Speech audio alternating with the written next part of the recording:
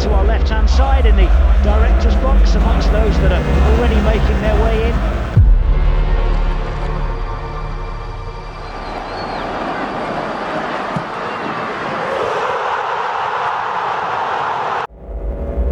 With the Red Bulls. The big one. Trofi Piala Dunia, Piala Eropa, sampai Liga Champions adalah sekumpulan piala bergengsi yang berhasil diangkat oleh Thierry Henry. Di masa keemasannya saat membela Arsenal, Henry bahkan boleh dikatakan sebagai salah satu pilar penting dalam diraihnya trofi emas Liga Primer Inggris. Trofi tersebut masih belum bisa diangkat oleh siapapun kecuali Arsenal sekitar 20 tahun silam. Tidak ada yang menghalangi nama Henry untuk menjadi legenda. Bahkan untuk ukuran seorang striker, koleksi golnya tak dapat diremehkan. Pria berkebangsaan Perancis ini sukses mencetak lebih dari 400 gol hingga membuahkan lebih dari 20 piala mayor. Namun anehnya, mengapa nama Henry sama sekali tidak pernah meraih penghargaan Ballon d'Or? Padahal jika dilihat dari statistik individunya, dia mampu mendapatkan lebih dari 40 penghargaan individu.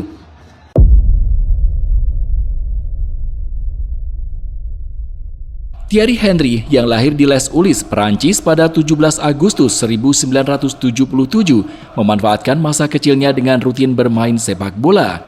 Dia yang sadar akan bakatnya kemudian bergabung dengan salah satu akademi terbaik di dunia, yaitu Clairefontaine.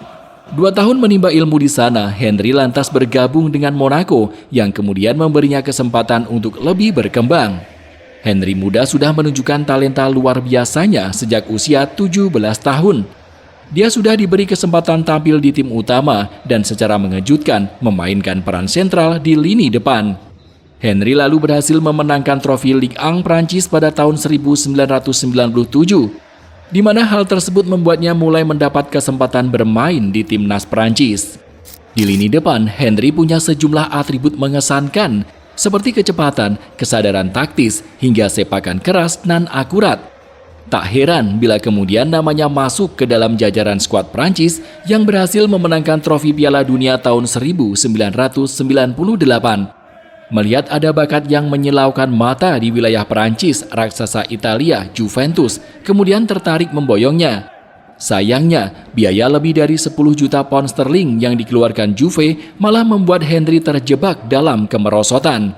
Dia gagal bersinar karena ditempatkan di posisi yang tak diinginkan.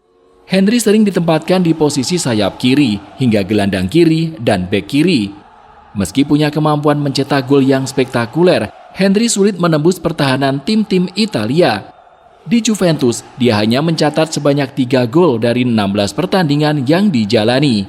Setelah akhirnya cekcok dengan direktur Juve, Luciano Moggi, Henry putuskan pergi. Jalan keluar yang ditempuh Henry dari tim asal Italia membawanya menuju tim London Arsenal. Dia sangat diminati oleh manajer Arsene Wenger sebelum pergantian milenium baru. Ajaib, kecerdikan Wenger dalam mengubah posisi Henry menjadi penyerang tengah membuat sang pemain berkembang menjadi predator ganas di depan gawang. Saat Monaco dan Juventus disimpulkan menjadi proses peningkatan sekaligus penurunan karir Thierry Henry, maka Arsenal menjadi momen stabil baginya untuk tumbuh menjadi seorang legenda. Di tim meriam London, Henry meraih 4 penghargaan top skor, 2 trofi Premier League, dan 2 kali terpilih sebagai pemain terbaik Arsenal. Di era kejayaan Premier League, namanya juga sukses mengantar Arsenal mencapai final Liga Champions Eropa tahun 2006. Pada tahun 2000, ia bahkan bergabung dengan skuad Prancis yang memenangkan trofi Piala Eropa. Henry berada di atas segalanya. Dengan pergerakan elegan dan memukau, ia kerap kali menciptakan gol-gol spektakuler, baik dari dalam maupun luar kotak penalti. Kemampuan mencetak golnya yang sangat hebat kemudian membuatnya mengemas 175 gol dalam 258 penampilan di Liga Inggris. Di semua kompetisi, dia mampu mencetak 228 gol, termasuk periode keduanya di Arsenal. Setelah puas membela Arsenal, nama Henry kembali melegenda, yang kali ini di dataran Spanyol. Bersama FC Barcelona, dia membentuk trisula mematikan bersama Samuel Eto'o dan Lionel Messi. Kombinasi ketiga pemain tersebut yang dilengkapi dengan keseimbangan di lini tengah El Barça mampu menciptakan 3 gelar dalam satu musim kompetisi di tahun 2009. Henry mencetak 49 gol dalam 121 laga bersama Barcelona. Dia kemudian pergi ke Amerika sebelum putuskan pensiun sebagai pesepak bola pada tahun 2015. Setelah merangkum perjalanan luar biasa yang dilewati Henry, muncul satu pertanyaan, bagaimana bisa pemain jenius, ikonik dan brilian sepertinya gagal memenangkan penghargaan Ballon d'Or?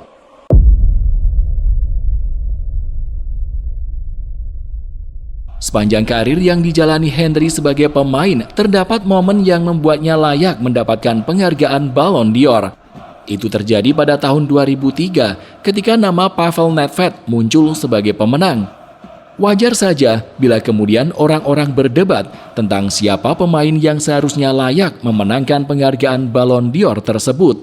Sebab Henry mencatatkan 24 gol dan 25 assist untuk Arsenal. Dan hingga hari ini, dia menjadi satu-satunya pemain dalam sejarah sepak bola Inggris yang melampaui angka lebih dari 20 di kedua kategori tersebut dalam satu musim. Di tahun tersebut, The Gunners memang kalah tipis dari Manchester United dalam perburuan gelar juara Liga. Namun mereka berhasil memenangkan Piala FA. Dalam hal ini, Henry meraih penghargaan pemain terbaik Liga Inggris dan sepak bola Prancis. Lebih dari itu, peran Henry untuk tim sangatlah luar biasa. Dia lebih dari sekedar pemain di atas lapangan. Dia mampu memberi pengaruh luar biasa buat rekan-rekan setimnya dan menjadi pemimpin yang pas untuk skuad meriam. Ia juga mencetak 7 gol di kompetisi Liga Champions Eropa hingga akhirnya harus tersingkir oleh Pavel Nedved di perebutan penghargaan Ballon d'Or. Di sisi lain, Nedved yang bermain lebih mundur ke belakang dianggap memberi dampak yang sangat besar dalam keberhasilan Juventus mencapai partai final Liga Champions Eropa tahun 2003. Untuk catatan pribadinya, Nedved mampu mengemas 14 gol dan 17 assist. Namun hal itu dirasa belum pantas mengalahkan catatan serta pengaruh yang ditunjukkan Henry buat Arsenal. Dari situlah perdebatan muncul. Arsene Wenger selaku pelatih Arsenal pun turut menyayangkan kegagalan Henry di perebutan penghargaan Ballon d'Or tahun 2003. Tidak ada yang membantah aksi fenomenal Henry di Arsenal. Aku pikir dia sangat layak mendapatkannya.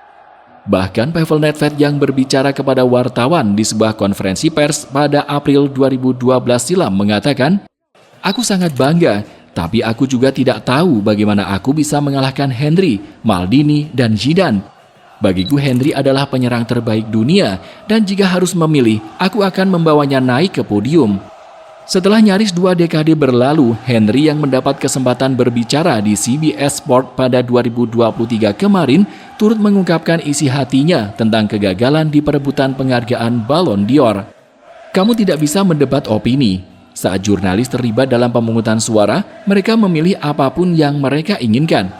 Bahkan tidak hanya di tahunku saja, setiap tahun kamu akan sering bertanya-tanya tentang hasil dari 3 teratas perebutan penghargaan ini.